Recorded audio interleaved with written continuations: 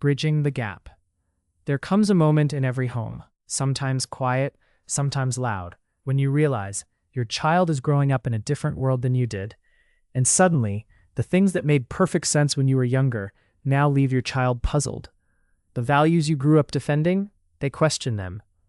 The discipline that once brought obedience, they push back.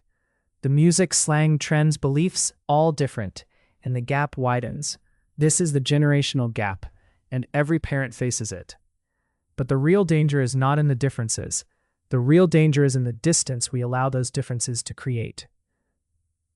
The growing chasm. What causes the gap? Technology. They were born into a digital world. You had to adapt to it. Belief systems. Your morals were often fixed and unquestioned. Theirs are fluid, open source, and ever-evolving. Identity. You may have been taught to conform. They are encouraged to explore. Communication. You wrote letters or talked face-to-face. They text, snap, or just vibe.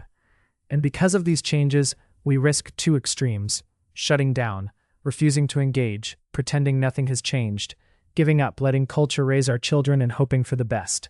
Neither approach works, but there's a third path: the bridge. Building the bridge.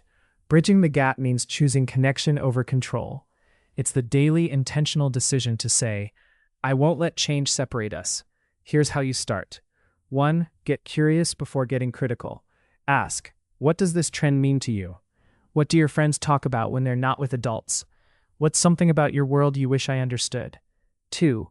Honor their voice without losing yours. You don't have to agree with everything your child says, but you do need to respect their process. Guide them through their questions instead of shutting them down. 3. Share your story too. Tell them how you grew up, not to guilt them, but to give context.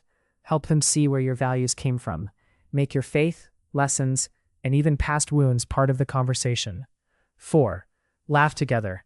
Shared joy bridges emotional distance. Watch something silly. Dance together. Do something spontaneous.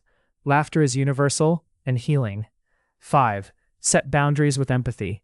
Being flexible doesn't mean being passive.